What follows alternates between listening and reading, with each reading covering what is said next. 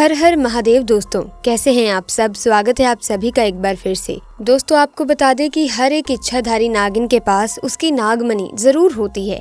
कहते हैं कि जब स्वाति नक्षत्र की पहली बारिश होती है तो उसकी पहली बूंद अगर कोबरा सांप के मुंह में चली जाए तो वो सांप अपने मुंह में नागमणि उत्पन्न करता है।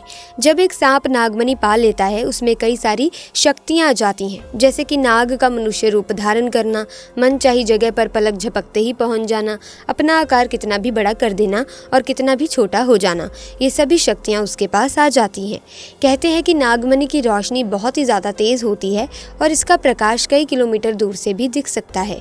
परंतु दोस्तों एक इच्छाधारी नागिन अपने नागमणि को हमेशा लोगों की नज़रों से छुपा कर रखती है, लेकिन जब कोई उससे उसकी नागमणि को छीन लेता है तो नागिन का गुस्सा सातवें आसमान पर होता है। ऐसी ही एक सच्ची घटना आज हम आपको बताने वाले हैं, जो कि बिहार के दरभंगा के गाँव में घटित हुई, जो कि जंगल के बिल्कुल करीब बसा हुआ है। इसी गाँव में सोहन और जय नाम के दो व्यक्ति रहते थे। दोनों के बीच काफ़ी अच्छी दोस्ती थी और दिन के समय दोनों ही बकरियों को चराने के लिए जंगल में जाया करते थे। उसी जंगल में एक इच्छाधारी नागिन अपने नाग के साथ रहती थी और अपनी नागमणि की रखवाली किया करती थी। एक बार सोहन की एक बकरी घने जंगल में चली गई तो सोहन ने जय से कहा कि तुम आज मेरी बाकी बकरियों को लेकर घर वापस चले जाओ और मैं अपनी इस बकरी को जंगल के अंदर से ढूंढकर वापस आता हूँ, जो शायद जंगल में थोड़ा अंदर चली गई है।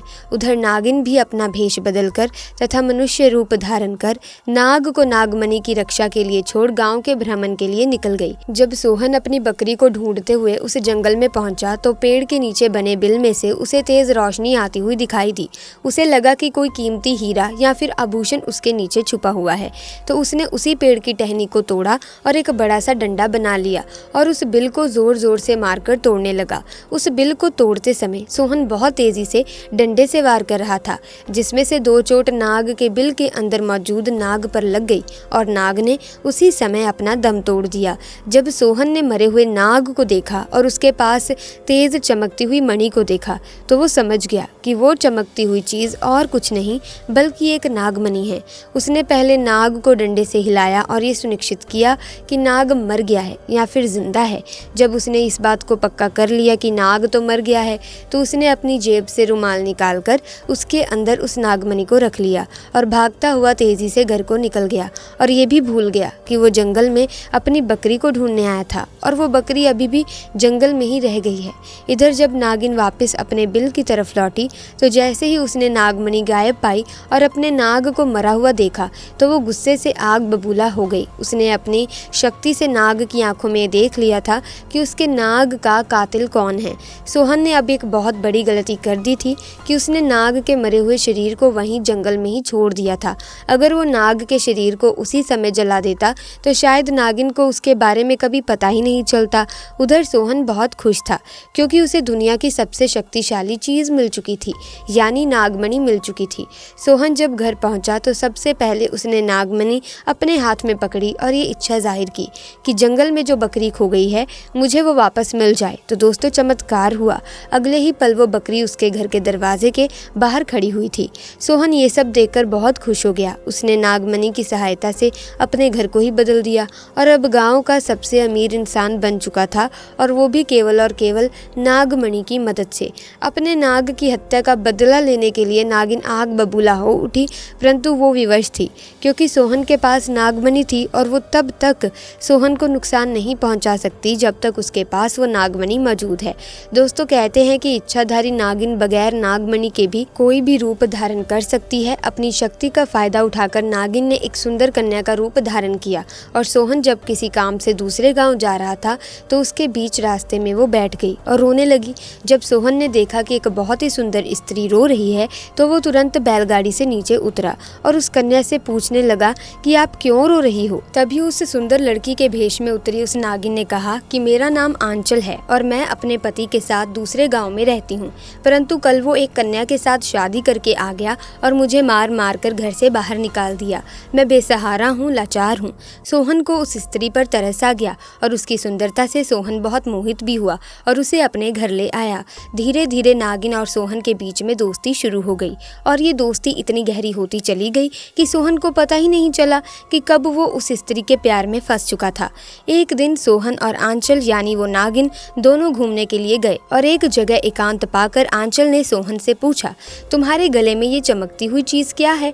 तो सोहन ने बोला, अरे कुछ नहीं, साधारण सा एक आभूषण है, मुझे बहुत अच्छा लगता है इसीलिए मैं इसे गले में पहन लेता हूँ। दोस्तों ये वही आभूषण था जिसे आप नागमणि के नाम से जानते हैं। जब आंचल बोली कि क्या तुम मुझे ये आभूषण कुछ समय के लिए दे सकते हो, क्योंकि मुझे इसकी चमक बहुत भाती है, मैं इसे पहनकर देखना चाहती हूँ कि आखिर मेरे गले में ये कैसा लगता है।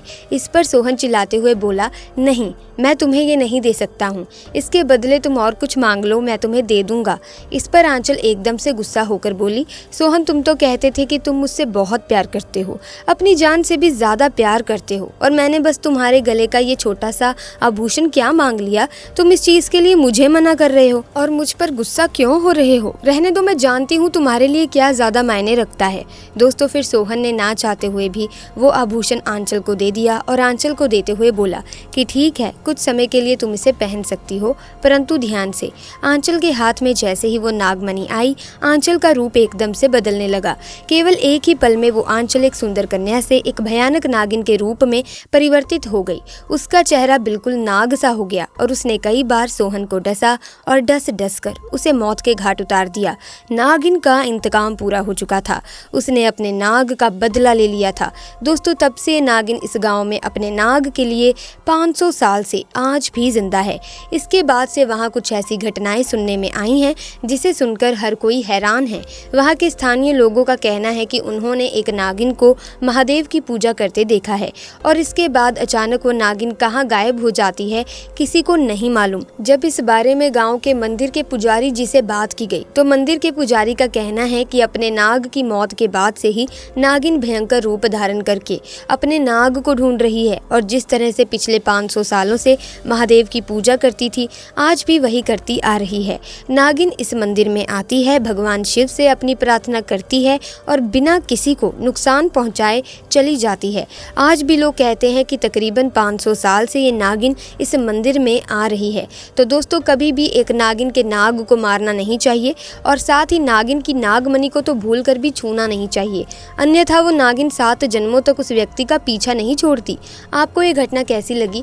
अगर अच्छी लगी तो वीडियो को लाइक ज़रूर कर दें, साथ ही इस वीडियो को ज़्यादा से ज़्यादा शेयर करें। और अगर आप भी महादेव के परम भक्त हैं, महादेव की भक्ति बहुत ही श्रद्धा भाव से करते हैं, तो कमेंट सेक्शन में जय महाकाल का जयकारा लगाना ना भूलें, ताकि भगवान शिव की कृपा और आशीर्वाद आपके ऊपर और आपके परिवार के ऊपर सदैव बना रहे। दोस्तों भगवान शिव ऐसे देव हैं जो अपने भक्तों की भक्ति से बहुत जल्दी प्रसन्न हो जाते हैं।